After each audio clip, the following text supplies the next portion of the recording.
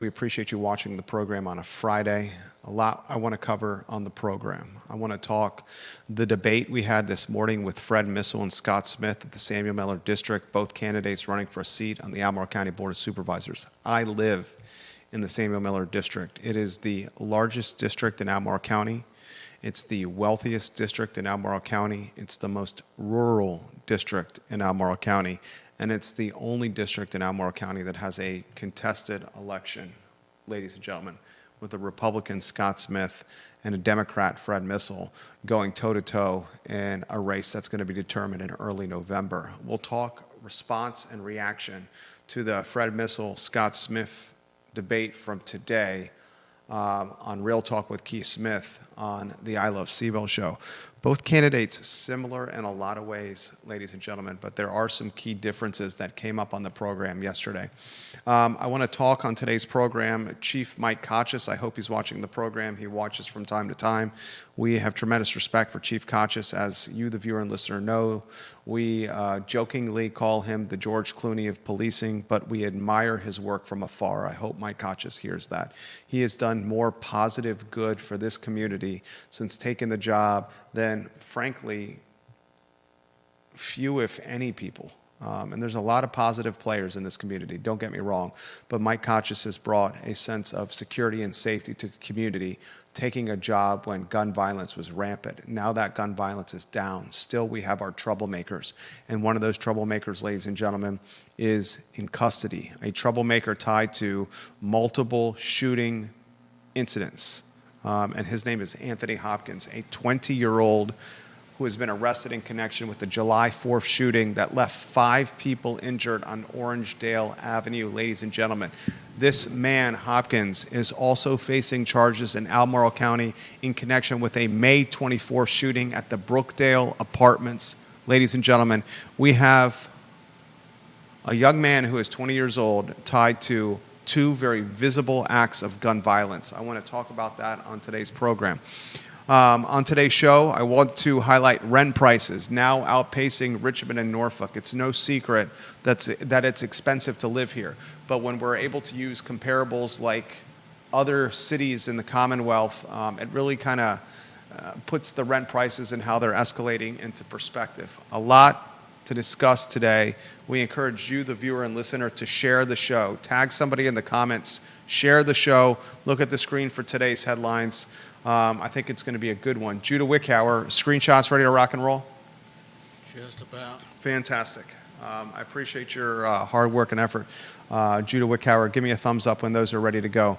Why don't you put, as I give you some time to get those screenshots on, put the headlines with the Scott Smith and Fred Missel debate and the Missel and Smith ideologies on screen, and then we'll get to the New York Times columnist that is suggesting the demolishing and destruction of a Charlottesville home, an actual residence of a taxpayer and homeowner. This New York Times columnist suggests on Blue Sky that the home should be destroyed because the New York Times columnist does not agree with the politics of the homeowner. The homeowner is Roy Van Dorn, who is one of the plaintiffs that sued the city of Charlottesville in regards to the new zoning ordinance. God, this content is crazy. It is a crazy time to be alive. Ladies and gentlemen. First, Missel and Smith commentary from me, and then give me the thumbs up on the screenshot. We had Fred Missel and Scott Smith on the program. Real Talk with Keith Smith this morning, a 10:15 a.m. show. However, the program is archived wherever you get your social media or podcasting content. It was about an hour and 15 minutes of getting to know the candidates. I don't know any other platform, any other debate, any other forum where we had 1 hour and 15 minutes straight without commercial, without interruption, where you, the viewer and listener, can get to know these candidates on demand at your leisure. There is not a whole lot separating Fred Missel and Scott Smith. One's a Democrat, one's a Republican. That's a separation point.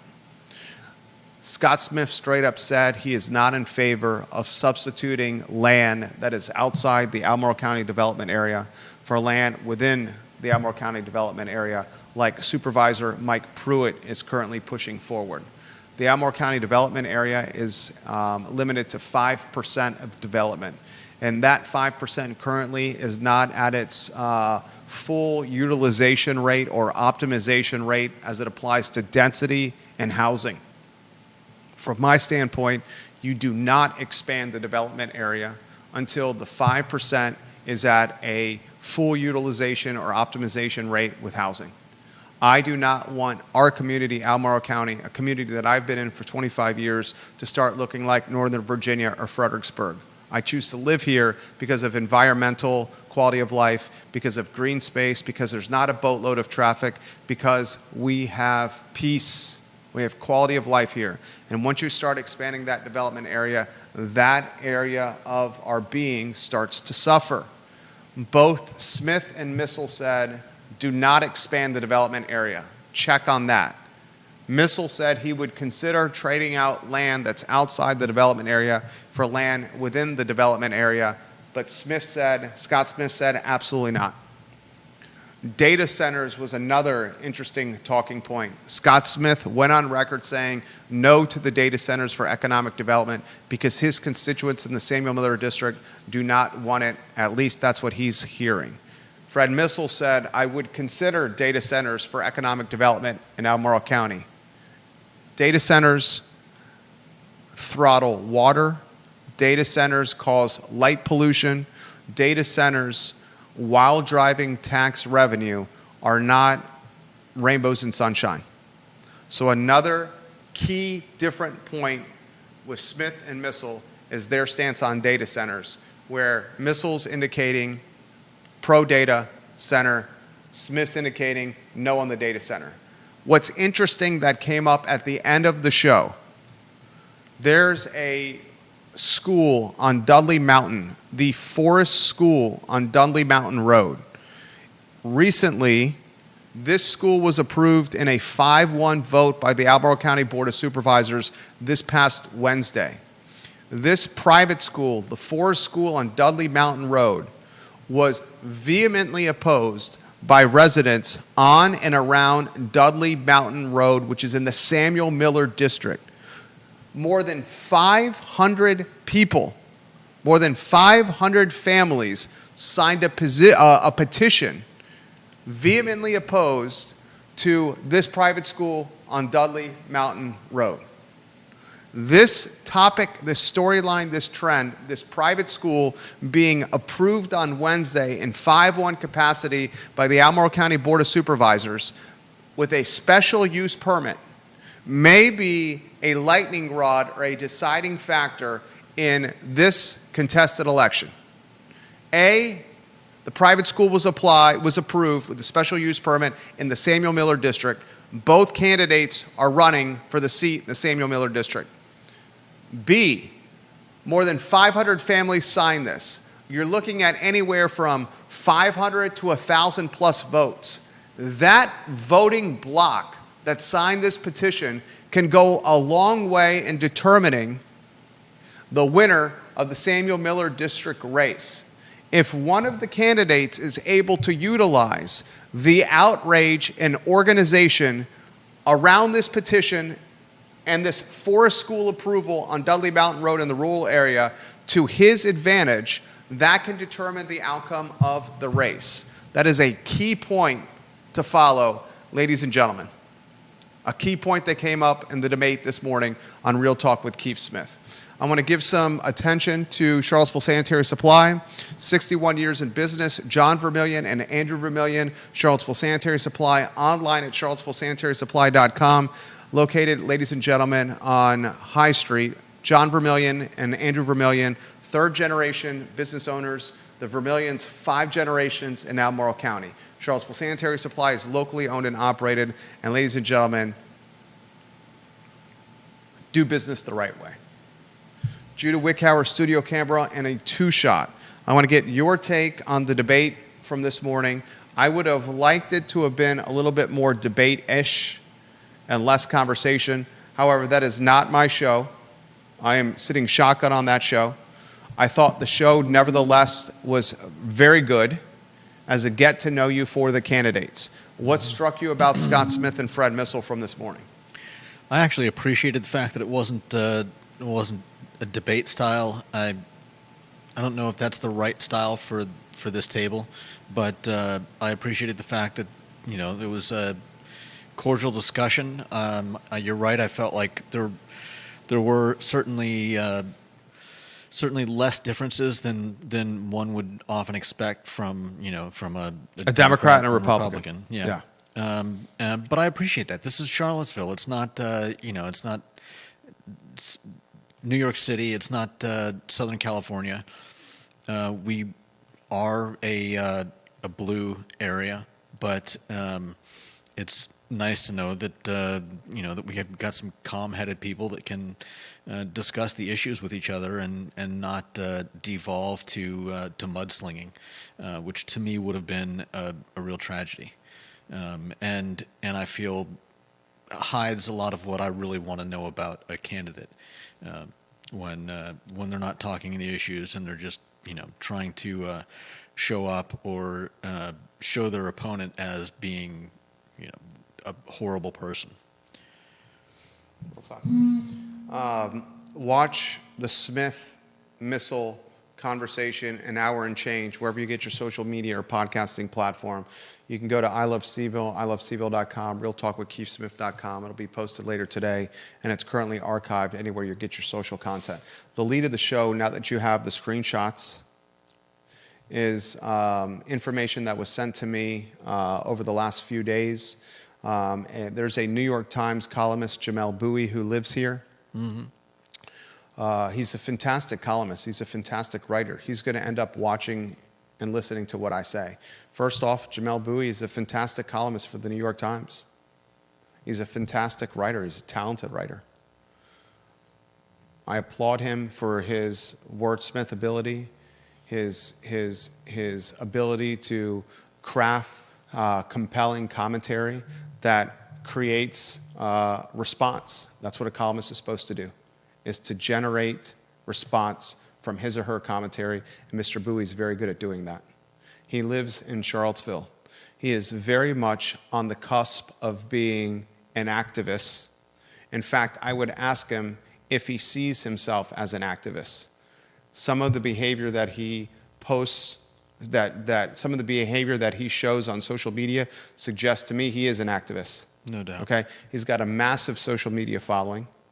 One of the reasons he has a massive social media following is because he's employed by what a lot of people call the world's newspaper, the New York Times. He is incredibly invested in housing locally. To say he's an ally, Jamelle Bouie, of Livable CVille is an understatement. I would say he's a key player in the Livable CVille movement, the relaxed zoning movement that we've seen over the last handful of years in Charlottesville. Everything that I discussed is true and applicable.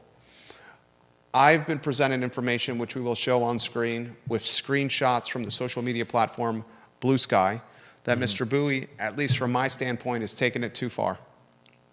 He is suggesting that one of the plaintiffs that is suing the city of Charlottesville, that has tied up the new zoning ordinance in red tape, court red tape, with months and years of uncertainty, months and years of quicksand progress. He has suggested that one of those plaintiffs have his home demolished on social media. I, for one, find that distasteful. But he takes it further by suggesting some kind of conversation or backroom dealing with City Council as it applies to this demolishing of this plaintiff's house. I want to start putting the screenshots on screen. First, the one that shows it's his account. I believe he's watching now or will be watching. There you see the bio of him, his employer, New York Times, the co-host of the Unclear and Present Danger podcast, on TikTok, on Twitch. This guy is an influencer and a man of social media clout. Jamelle, I'm giving you props. I understand you're not going to like everything that I say here, but what? Nearly 700,000 followers on Blue Sky, a boatload of followers on Twitter. The man has clout and influence. He's utilizing that clout and influence to dox a Charlottesville homeowner and someone that is in his crossfire of his ideology in politics. Yeah. Okay? So the next screenshot, I want you to put the July 1, 2025 screenshot where he says, our posts are Google searchable, right? I hope that whenever new zoning comes, we demolish Roy Van Doren's house specifically. Is that on screen? It is. Look at the screen, viewers and listeners. Screenshots. Literally mentioning Roy Van Doren's home and demolishing it. I want you to put the next screenshot on. This is a comment from 3 days ago in that same Blue Sky chain. He says, I'm just now seeing this, but yes, this is totally a serious suggestion. I've even talked to my friends on city council about it because it is absolutely, definitely serious. And then the fourth screenshot where he highlights the conversation with city council that he's had about demolishing Roy Van Doren's house because Mr. Van Doren has opposed the new zoning ordinance. You're a sensible human, Judah. I like to think What do so. you make of this chain? It's troubling. You know, my problem is these extreme reactions to, you know, it's one thing if this guy Van Dorn was actively trying to like push people out of Charlottesville, but suggesting that because he bought a home and doesn't want the tenor, doesn't want his neighborhood to be changed, that he's somehow a horrible person. I don't think I don't know Van Dorn personally. I don't know anything about him or his history. Did he build that neighborhood? You know, it's Van Dorn did not build the neighborhood which he resides within. yeah. He owns the home. And so He's a local business person. I know Roy. He's come on the program before. He's come on the I Love CVille show in the past. Vaguely familiar. Anyways, vilifying someone for buying a home and then expecting their neighborhood to remain at least somewhat unchanged is you-know-what crazy. Like, and I get that he doesn't like the fact that these people have pushed back, have filed suit against the city, and have caused the city a lot of trouble. But these people are not the only people that had a problem with the new zoning ordinance, and they just happen to be the ones that had the means and the desire to push back. And what I'm going to get off track, but again, I'm just so surprised that the city hasn't rethought the zoning ordinance at all. And maybe it's because of people like this that just think that the zoning ordinance is the best thing since Sliced bread. and that you don't need to change perfection.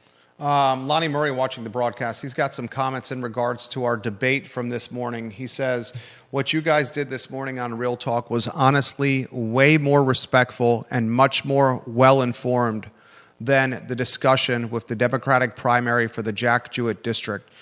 Lonnie Murray says, I wish more candidates could be like the ones we just saw on the I Love CVille Network. We appreciate that from Lonnie Murray. John Amen. Blair this morning echoed similar thoughts about the conversation we had with Scott Smith and Fred Missel from this morning. In regards to Jamelle Bouie, I have some comments. Rotate the screenshots on. You also have a second, lower third that you could put on screen. Here are my problems with this. Here are my problems with this.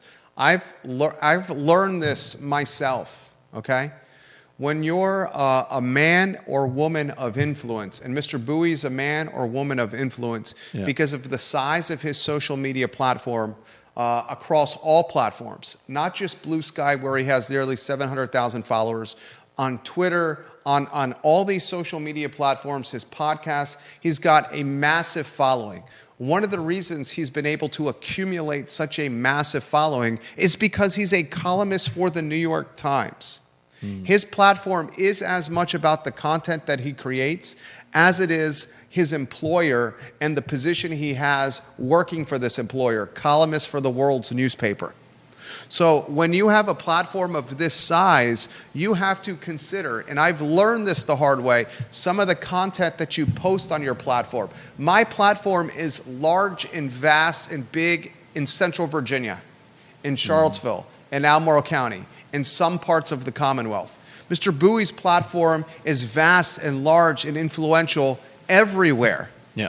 And when you start utilizing people's names, Roy Van Dorn, on your social media and suggest the demolishing of his home, you're going to get people in your following, some call them trolls, some call them hanger-ons, starting to stir up and echo what you're saying. That's dangerous, extremely dangerous. I also, ladies and gentlemen, need to highlight the most troubling aspect of this storyline, Jamelle Bouie wanting revenge on the zoning plaintiffs, is his mention of city council. Can you put that screenshot, please, on screen? He's legitimately, this is a New York Times journalist, a man who understands the significance and importance of word choice, that is published on a visible social media platform. We have the receipts. Are you putting where he's talking about council on screen? Look at the screen. I'm totally serious with this suggestion of demolishing Roy Van Dorn's home. I have even talked to my friends on city council about it because it is absolutely, definitely serious. Judah is a New York Times columnist, a taxpayer in the city of Charlottesville, utilizing the written word, which is how he makes a living, to suggest he has talked with friends, plural, multiple people on council, about demolishing the home of the plaintiffs, one of the plaintiffs, that is suing the city and costing the city hundreds of thousands of dollars and tying up a zoning ordinance and putting it in a level of zoning purgatory where we have a long way before something is going to materialize. Is that what I'm reading correctly? He seems to be suggesting, I mean, I can't believe, I find it hard to believe that anyone on city council would take this guy seriously. Obviously, he's a smart guy. As you said, he's a great writer. This is how he makes his living, is with words, publishing words. But I can't imagine anyone on city council seriously considering something along these lines. I agree with you. So does that mean that Bouie is either lying about having the conversation with city council? Is Bouie deranged in his thinking? Or has Bouie actually had a conversation with multiple friends on city council about demolishing a homeowner's house because that homeowner is vehemently opposed to what city hall and zoning and council and what they're trying to do? Does this mean city hall and city council need to publish a statement, have a press conference, or issue some kind of response that says, basically, we saw what a New York Times columnist has published on Blue Sky. No one on council has had a conversation about destroying, razing, demolishing a plaintiff's home because of vengeance, seeking vengeance, right? We are not tied to what he's publishing. Yeah, I mean, it could have been a one-sided conversation. It could have been, sitting around chatting, and all of a sudden the person you're talking to brings up, oh, yeah, we should totally get this old guy's home demolished because we don't like what he's doing. And the other person just like, where did this come from? Honestly, obviously we don't know. But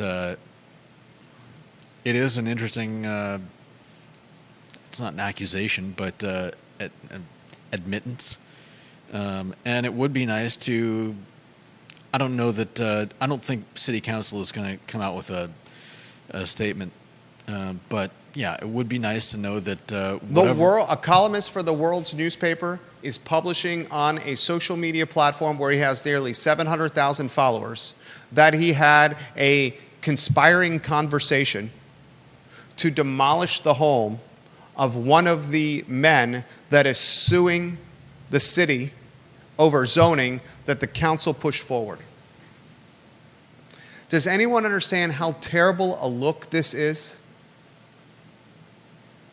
I agree with Judah. The people on council that I know, and I genuinely know, I would say Lloyd Snook fairly well. He's my neighbor in the building that I'm sitting in right now. I see him almost every workday. I see Lloyd Snook. I genuinely say I know Juan Diego Wade. I know Brian Pinkston. I know Michael Payne. Those four men we've had on the show half a dozen times each. I think Lloyd Snook's been on the show 10 plus times. I do not know Natalie Ostrin. Yeah. I do not. But the four, and he's using friends plural, I do know. And Lloyd Snook, Juan Diego Wade, Michael Payne, and Brian Pinkston, I can speak with confidence and conviction, are not sitting down in a back room conspiring with a New York Times columnist of how to demolish the home of a taxpayer that is opposed to their political ideology, their policy, and what they're pushing forward from the dais. I can't even imagine them entertaining the idea, though maybe they sat down with the guy and he brought it up. But we now have a columnist for the World's newspaper in front of 700,000 people on Blue Sky suggesting that someone's home should be destroyed because he does not agree with their politics, and then following up with that suggestion by saying he met with elected officials, friends plural, city council, about destroying this man's home because he's suing the city. This is wild. It is wild and not a good. This isn't like this is deranged. This is deranged. This isn't like that. This is a columnist for. I'm not trying to throw shade on another columnist here. This isn't like it's somebody publishing on their Facebook page. This is not like what's the guy that did the crosswalk? Oh. Kevin Cox? This isn't like Kevin Cox posted some nastiness on social media on his Facebook page. Yeah. This is a New York Times columnist. Comments put him in the feed. I think City Council and City Hall is in a spot right now where some kind of press release or some kind of statement needs to be made. I think you're looking at a statement that needs to be made from City Hall that says, despite what a New York Times columnist has published, a man that utilizes the spoken and written word to make his living, despite what he has published suggesting that he has met with multiple of us to conspire to destroy someone's home because the person we're conspiring to destroy his home is opposed to our politics and new zoning ordinance. This is factually untrue, dangerous in its foundation, and should be discounted and disregarded. That's the statement council, I think, needs to make. Comments coming in. Let's go to number one in the family, Deep Throat. His photo on screen. I think Jamelle Bouie, this is Deep Throat's words, I think Jamelle Bouie threatening people's houses on social media is not new. It is crappy. No other New York Times columnist could get away with it, however. But the bigger issue is his suggestion that he is conspiring with City Council to actually do it. That would be a violation of 42 U.S.C. 1983 and 1985, parentheses 3. Serious stuff. I believe, though, Bouie is talking SHIT. But council needs to come out and explain otherwise. It leaves the impression that the city will retaliate against residents at the behest of activists. It would seriously chill free expression and political participation. He also highlights that Rory also serves on a city board, either the tourism or the airport board. And Deep Throat adds, Bowie's comments are bad even if he is lying. It gives the impression that he can get council to retaliate. City needs to come out and disavow and release all communications with Jamelle Bouie. What I'm saying, this is not a Kevin Cox, no shade to Cox. This is a columnist for the World's newspaper saying that he is conspiring with City Council, a man whose living is made on reporting facts, a man whose living is based on his credibility, saying he's met with council, multiple council members, to destroy somebody's home because they're suing the city tied to the new zoning ordinance.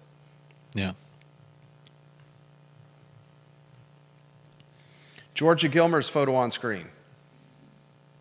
It's absolutely reprehensible, she says, that anyone would even have this thought. No doubt. print, radio, and television watching the program.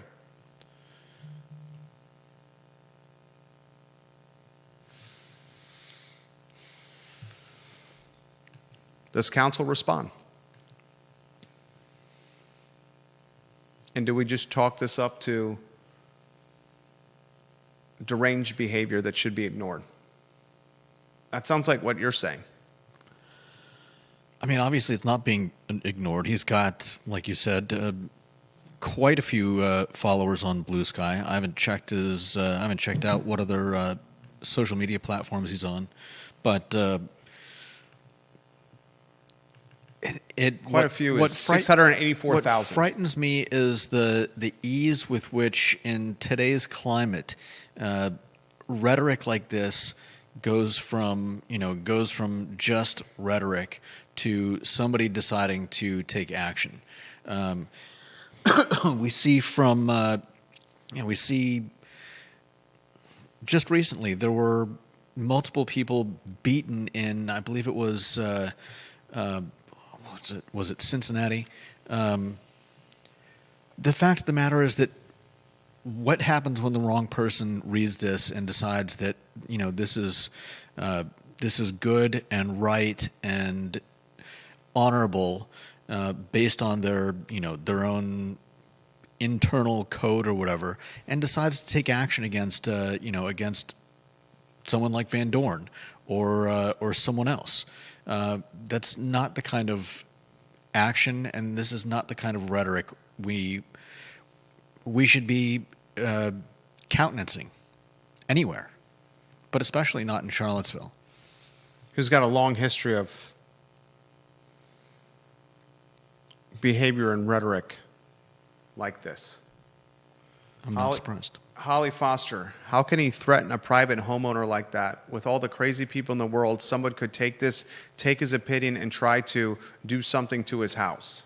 Exactly. That's 100% Holly. 684,000 followers on Blue Sky. Mm-hmm. Just that platform alone. Yeah. Does Mr. Bouie issue an apology? Oh. Or retraction? Not unless somebody forces him to. Does the New York Times force Mr. Bouie to issue an apology or a retraction? Something tells me no. Does the New York Times celebrate and champion this kind of commentary? No, they definitely wouldn't, I don't think. Do they indirectly or subconsciously welcome this kind of activism? You mean more clicks, more eyes means more money? Rage, conflict, drama, eyeballs, web visits, yeah, revenue. Is that what the role of 2025 columnist is? Somebody's got to bring the eyeballs. Clickbait? Yeah. Tied to deranged commentary? I mean, if you've read even just a few columns, especially internet columns, you often see the headlines are well crafted to either provoke outrage, anger, disbelief, to get someone to click on it and go to the article, and there you find the real story that tells quite a different story. So I wouldn't be surprised. I don't know that that this would. I don't think that the New York Times would take what's been said here seriously enough to say or do something. John Blair's comment. Jerry, it's worth noting that the government may only take land for the purposes listed in Virginia Code Section 1-219.1. No city in Virginia can take land just to destroy someone's home without meeting the definition of public use. Lloyd is a good man and a good attorney, and I have to think he would laugh at the idea of taking someone's property because they oppose the new zoning ordinance. It would be a direct violation of the Virginia Conflict of Interest Acts for government official to retaliate against someone for exercising their First Amendment right. Take a look at Virginia Code Section 2.2-310310. I don't think there's a council member, I know 4 of the 5, I would say, and a council member that would entertain this.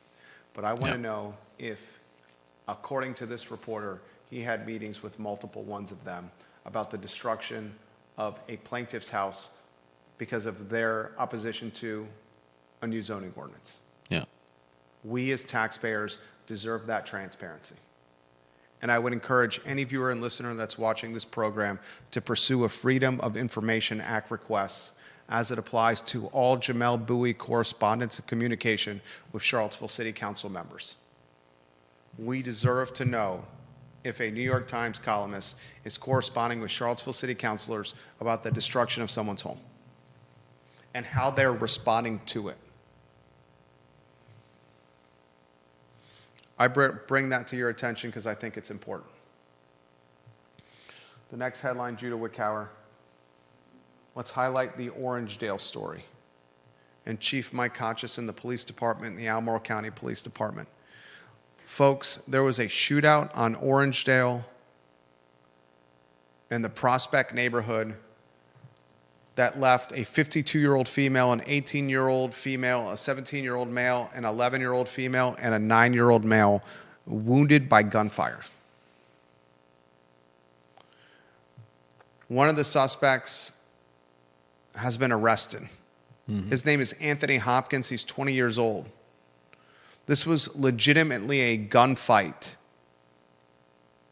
A gunfight, ladies and gentlemen, on the 4th of July in the Prospect neighborhood, right off of Fifeville.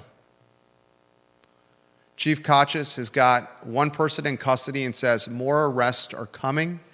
And if you're involved with this gunfight, turn yourself in now because you may have a bit more grace or empathy with the police and the courts if you turn yourself in as opposed to us tracking you down and arresting you like we did Anthony Hopkins. Want to know something crazy? This Anthony Hopkins fellow on the 4th of July gunfight that left 5 innocent bystanders in the hospital and peppered with bullets, their bodies. He's the same guy who's facing charges in Albemarle County in connection with a May 24th shooting at the Brookdale Apartments. One troublemaker tied to 2 shootings a couple of months apart. Mm-hmm. I want to give both police departments some props. Albemarle County, Colonel Reeves, Chief Conscious, Charlottesville City. I want to highlight again that it seems to be a very small group of people that are terrorizing Charlottesville and Albemarle County with guns and violence. Yeah. Small group of people. I want to ask the community what can be done about these small groups of people that are terrorizing the community with guns. The easy answer is more enforcement and courts, longer times in prison. Other answers could include their residences in public housing and what public housing organizations and outfits can do to restrict residents of people like that, basically restricting housing, restricting their housing. It's no secret a lot of violent offenders are tied to CRHA and their housing. What can be done with Charlottesville Redevelopment and Housing Authority with screening candidates or vetting them a little bit more appropriately, not offering a second or third strike, 1 strike and you're out. 1 man, 2 gunfights, 1 in Albemarle County, 1 in Orangedale on the 4th of July. The one on the 4th of July could have been one of the darkest days in Charlottesville history. 2 groups of people fighting with guns on a picnic with fireworks in the air, 5 innocent bystanders hit, including 2 children. Yeah. Thank the Lord no one died. Mm-hmm. Conscious makes the point, yes, physically they're on track to heal. Emotionally, it takes much longer to recover. If ever. If ever. Anything you want to add to this? I think you got it all. Next headline, Judah Wickhauer, what do you got? Well, let's see. We've got CVille rent prices outpacing Richmond, Norfolk.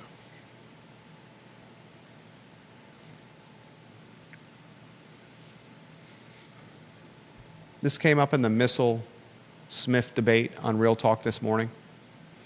I asked this question specifically. How does housing affordability coincide with assessments upticking in Albemarle County 40 to 50% since the start of COVID, with tax rates upticking 4 cents this calendar year, real estate tax rates? I said, are they not oxymorons or contradictory pushes? How can you be pro housing affordability and pro raising the real estate tax rate 4 cents? Yeah. That real estate tax rate increase of 4 cents, a tiny, tiny, tiny sliver, less than a cent of the 4 cents went to housing affordability. I want to know this. The budget in Albemarle County is $62 million. Albemarle County, Virginia, fiscal year 2025 budget.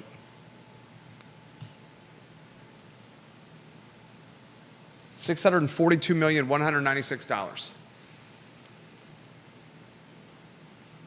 If our assessments have uptick in Albemarle County 40 to 50% over the last 5 years because of the impacts of COVID and the pandemic, that is a revenue source alone. We also have revenue sources tied to the incremental revenue sources tied to the 4 cents real estate tax rate increase and any meals and lodging taxes increases. All this additional revenue that's coming to Albemarle County, why must it all be spent? Why does that additional revenue not yield cuts for folks that live in Albemarle in some capacity?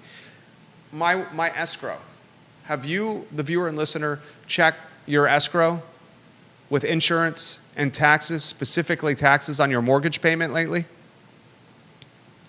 As taxes go up and as insurance costs go up, the allocation each month to escrow with your mortgage payment is going up. My escrow allocation jumped month over month, this month being the first month, $240, $250. Thank you. Fortunately, we can afford it. Yeah. But a jump of a couple $100 on folks that are on fixed income or between jobs or disabled is substantial. Especially on a paid-off house where the expectation is that it is more affordable. Exactly. Well said. Rents in Charlottesville continue to uptick. Yeah. I think it's crazy that we're beating Richmond and Norfolk. Not that it's a race.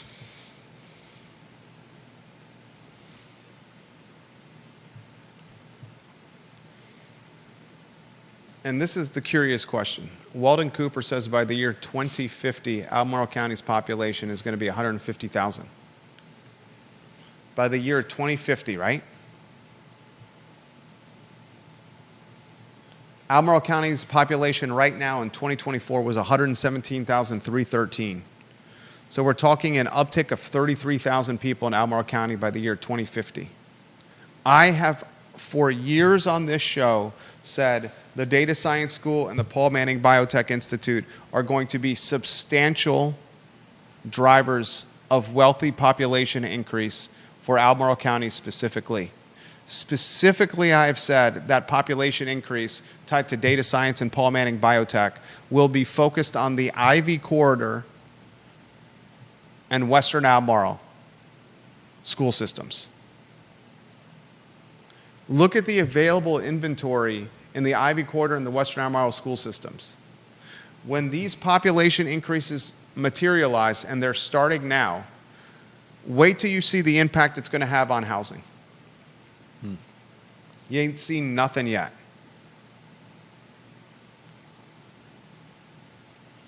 Final headline. What do you got, Judah Wickhauer? Is that all she wrote? Yeah, pretty much. We got Jamelle Bouie. We've got the Missel Smith debate, CVille rent prices. Let's give props to Orangedale Sir Speedy Shootout. of Central Virginia, Conan Owen, and Sir Speedy of Central Virginia, ladies and gentlemen, locally owned and operated. Sir Speedy of Central Virginia is owned by Conan Owen, a Darden School graduate. Conan Owen is going to join us on the program on Tuesday to talk business development in Albemarle County and what he is hearing on the street. He is on the street, and I'm talking business-wise as much as I am. He hears things, knows things, talks to people as much as I do when it comes to economic development in Albemarle County, Charlottesville, and Central Virginia, because his business, signage, marketing, graphic design, he's often the second or third phone call. First phone call when launching a business, probably signing a lease.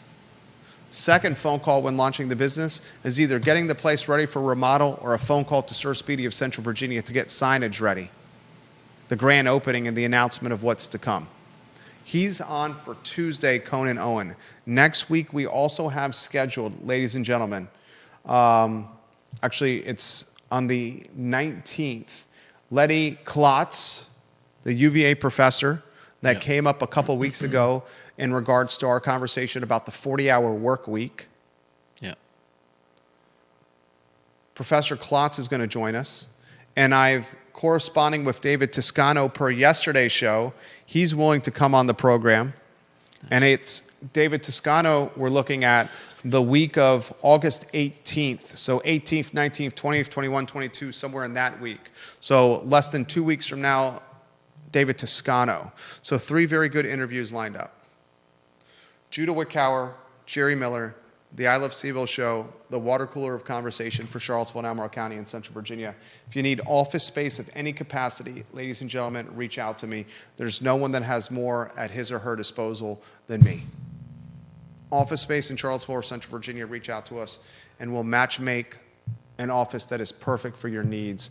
A budget from $350 a month all the way to $2,000, $3,000, $4,000 a month. Thank you for joining us on the I Love CVille Show. So long.